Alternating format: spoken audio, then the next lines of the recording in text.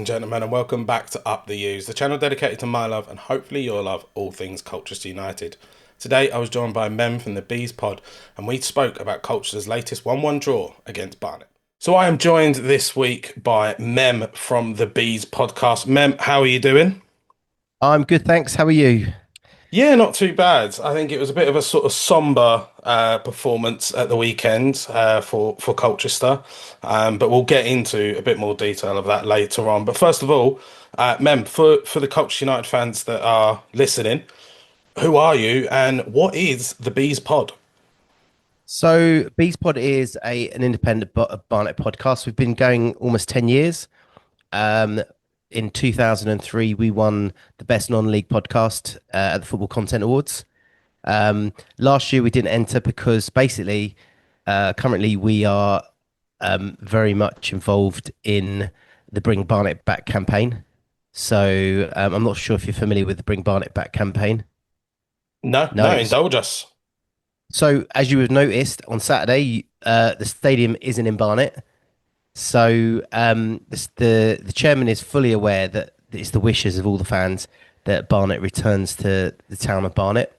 So, that we are part of a campaign. So, Beespod is part of a how to describe it, a group of fans from different areas of the fan base who are helping the club in terms of spreading the message about why Barnet should go back to Barnet. So it's become a bit of a political football locally in the Barnet area. But it's the belief is that obviously the chairman won't be around forever. He's been our chairman for 30 years, and there needs to be a succession plan. So the stadium is actually in our training ground. So that's the Hive is our training ground. If you see all those pictures around it, so Hmm. that stadium is a temporary stadium. So the Right, idea okay. we'd want to move our stadium to the Barnet. So we felt we've identified a piece of land next to where the old Underhill was, and the idea, and we're trying to find a way to move there. Despite the fact, obviously, typically you get NIMBYs coming out and stuff. Um, Deciding that beavers and otters might be affected by a new stadium and things like that. So you get all sorts of funny business. So yeah, so that's the reason why BeesPod for the last year probably. If you look on our socials, you probably or look on our feed on the podcast, we've been a bit quieter than we used to be. But this year, hopefully, we'll start cranking up the podcast again. So anyway, that was a long explanation, but I thought it was quite get the bring Barnet back message in. No, definitely. It's one of them things. It's very strange when teams are in certain areas and they get moved to a totally different area. You sort of think back in the years of the MK Dons and the Wimbledon sort of fiasco. You want your team to play in the area that they're from. It'd be like Colchester being moved sort of 20 miles down the road to say to Chelmsford. It's sort of like keep your club where they're from. So no, absolutely fantastic. I will leave all the links down below to Bees Pod and to everything that they're doing. So please do make sure you go down there, give them a like, give them a follow, and back the program. It's yeah, like I say, you want your club to be where they're from. You don't want them moved all around the place. So yeah, no, brilliant work as what you're doing. So moving on to the game at the weekend. Obviously, we know it was a 1-1 draw. From a Barnet's fans' point of view, was that a fair result? Do you think maybe you should have nicked it, or are you sort of just happy with a 1-1 draw? I think on a balance of play, it was a fair result. But I think in terms of where the wind was going in the second half, a bit disappointed that we didn't win. I thought the first half we were particularly poor, and the second half was starting to show signs of the kind of football we played when we won the National League last year. This season has been a. I think the game was almost like a bit of a mirror of what the season has looked like so far. You know, there's been sections of the season that's been good, sections of the season that's been a bit poor. So we're still not. I feel like we're still not quite rolling yet. Um, and I think so. Yeah. So at the end of the day, I think a draw was a fair result. To be honest, I don't think Barnet did enough to win it. Yeah, I think the first 20 minutes or so, I think it was evident that we'd come to try and win the game. Obviously, we got the goal early on in the first 10 minutes, and I think it was one of them. As a Col U fan, we were sort of thinking this could be the start of something. This could be a game where we maybe get sort of two or three goals. And then after about 20 minutes or so, we were just like, "Do you know what? 1-0's fine." And we just sat back and we invited the pressure. And once again, it was a game where in the last minutes we go and concede. We saw this so much last season. 88, I think 88th, 90th minute, something like that. You go and get the equaliser, and then at that point we're like, right, now we really need to defend our box to keep the 1-1 draw. In your opinion, what is it that's possibly not going right for Barnet? I'm looking at the sort of transfers that you've brought in this season. A lot of the players that you've brought in are brought up from the National League. You've also brought a few players in from League One and from League Two. Do you think it's maybe like a sort of balance thing? Is it just like with us last season? We could see that it was eventually when it clicks, that's it. It's going to be absolutely brilliant. Do you think it's maybe a bit of that? You're just waiting for it to click and then you'll be sort of climbing up the league? I think well, so essentially we're 6 games in. We lost the first 3 games, and then we're now 3 games unbeaten. So I think what the situation is this is that last year, so we've had this has been us coming up to the well, second 2 years ago, and then we finished as the runaway leaders last year. We The team is very much drilled in a certain style of football, very much pass move, keep the ball, box teams in, win it back very high for for 2 seasons now.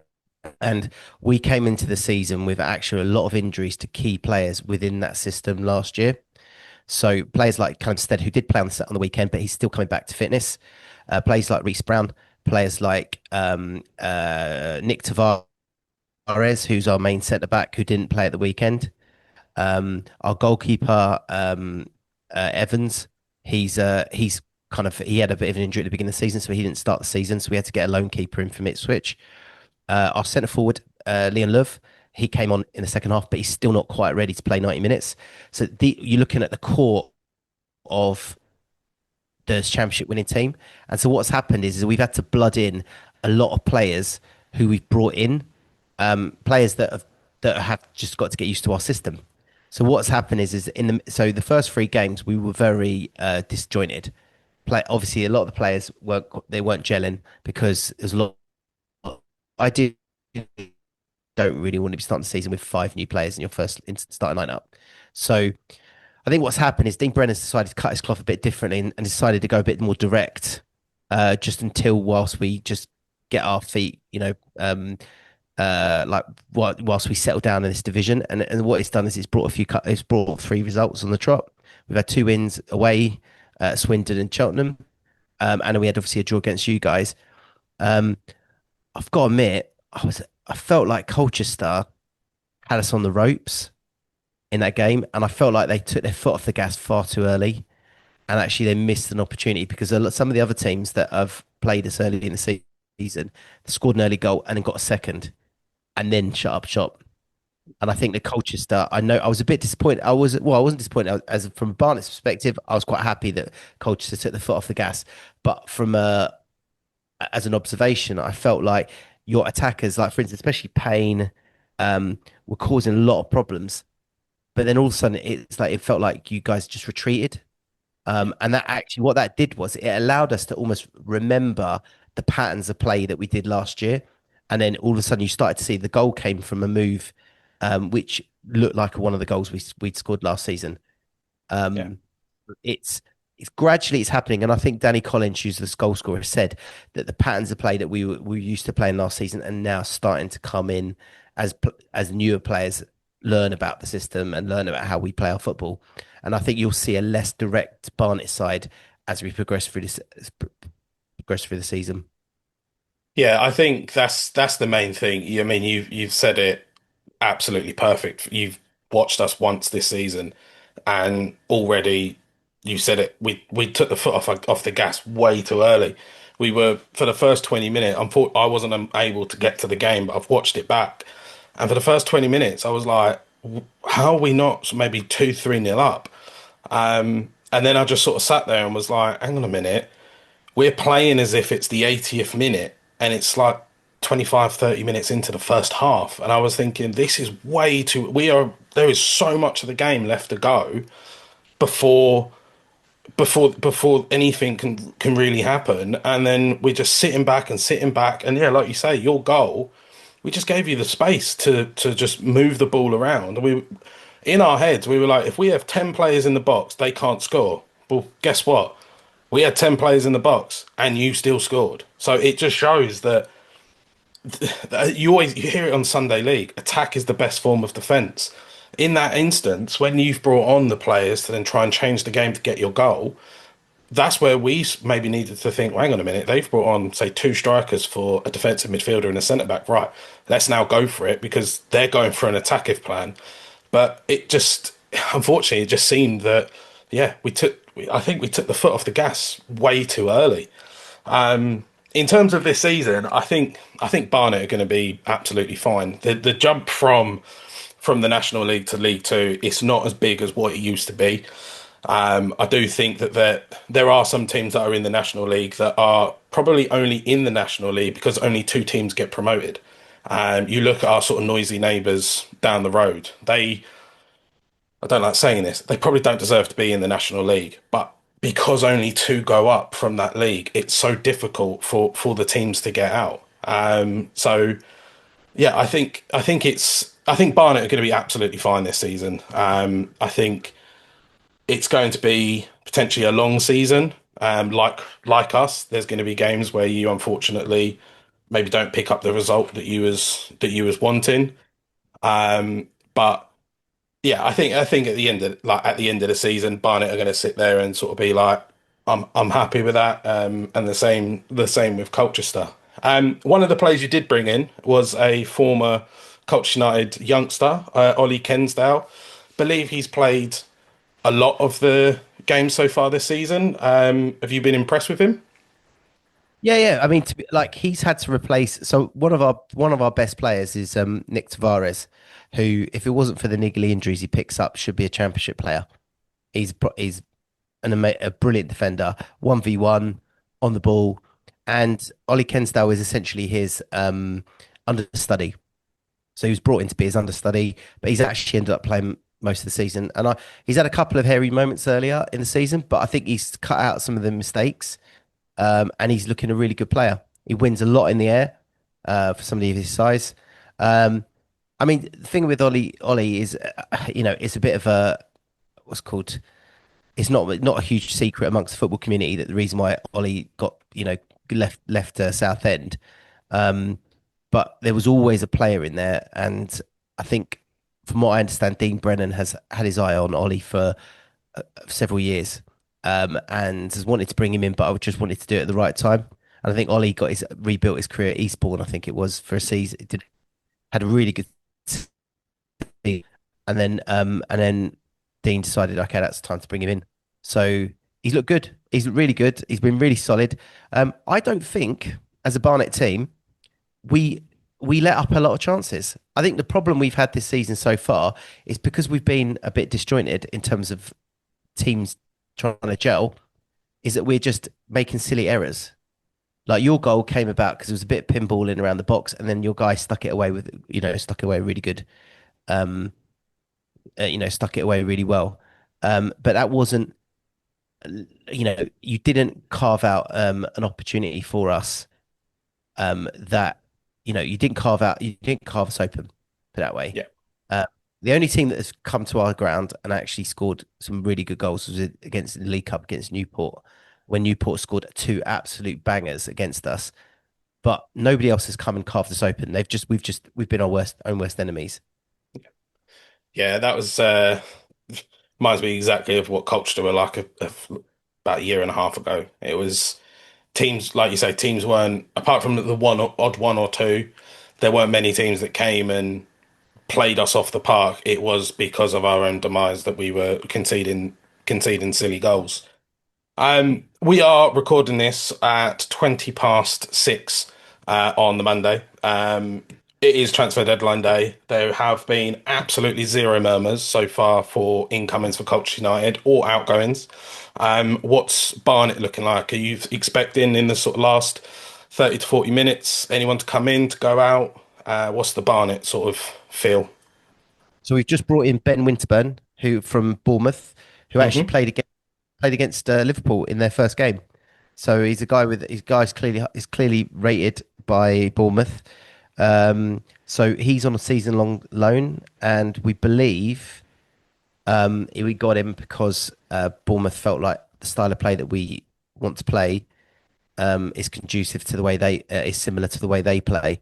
So we've managed. So obviously, we're gonna have to play. We need to play that style of football and move away from the long ball that we've been playing the last couple of games. But yeah, I think he'll be a big hand. He'll be very helpful to try and get us to keep the ball better. Um, I believe that we are currently looking at another striker, and I think because we've just moved out as well, one of our attacking midfielders, and we've got an injury as well to a striker. So I think we're looking at another striker. We got a guy from Man U on loan, Joe Hugel, who's gone back to United because he's got an injury. So we're literally down to two strikers, one of which is 35, Hmm. 36. So I think that will be. Um, I've heard rumours that potentially that we might get a late offer in for Callum Stead, who is Hmm. our number 10 who played at the weekend. Yep. He was our top scorer last year. So hopefully we can stick. Hopefully we can hold on to him tonight. So yeah. So I don't know. I can't see. The thing about Barnet is that sometimes Barnet do out of the blue suddenly two players will turn up. So Dean is a bit of a master recruiter. Hmm. So he's got contacts everywhere. Yeah, we've all throughout the day the hashtag ColeU has been going off the chart. Some of the names that have been mentioned have been sort of quite exciting. One being Jay Mingy potentially coming back, but it looks like he might have chose Crew over us, which is slightly annoying. Danny constantly talks about having a striker to play up to, and he wants to bring that sort of style of player in, but at the moment we look the same. We look like we're going to be going in for the up until sort of at least January sort of time with two strikers of Tavide and Jaden Williams. So sort of both in fairly similar positions. So as you alluded to earlier, Barnet 6 games in, sort of sitting relatively similar positions to what we are. What are your thoughts for Barnet this year? What for you? What would be a sort of good finishing point? I I've always been quite bullish this season. I genuinely think that with a full strength team, I think we'll be we're challenging for promotion. Um, I know that sounds bullish having, like we're still 15th at the moment, but I still feel I feel like so last season we didn't really get going until about the eighth, ninth, 10th game. And we're a team that knows how to build a momentum. So in the last two seasons, we've had some really long unbeaten runs. In the first season, when we finished second, we didn't quite do it, get enough points on the board to challenge Chesterfield, but we went on a big run and ended up in second. Last year, I think we went from something like October to something like April and didn't lose. So we are a team that basically knows how to build an unbeaten run, and we've now got 3 games unbeaten, and I still feel like we're still not quite there yet. So I feel like we know how to dig out results. This is a team that's knows how to this is a team that has been built for over a couple of seasons, and I think as players are coming in, that we've coming in, new players are starting being introduced to the team. I think they're starting to get up to speed as well. I think realistically playoffs realistic playoffs. But Yeah. I'm actually quite bullish we could challenge for promotion. Yeah, at the start of the season, I obviously had us to be pipped for the playoffs. So you never know. Maybe Colchester and Barnet both make a trip trip to the west of the capital come the end of the season. But like I said sort of earlier, I think Barnet are going to be fine. There are already sort of showing some teams down near the bottom that are unfortunately looking very, very poor. Only 6 games in, but when you look at Cheltenham and Shrewsbury that have both only scored 2 goals and conceded 12, that's straight away 6 games in. That's not the sort of best of form, but play some of the players you got Ollie Hawkins up front. I mean, he's like 17'9". He will cause so many problems for defenders, and if you was to get someone just run in behind him, he will win the flick-ons. Kanu as well, your winger. I think he was someone that we were potentially, again, it's whether it was true or not, we look at getting, and in the game against us, you can see why. A very, very good winger. And yeah, I think you'll be absolutely fine this season. If you do make the playoffs, best of luck. Hope you get what you want.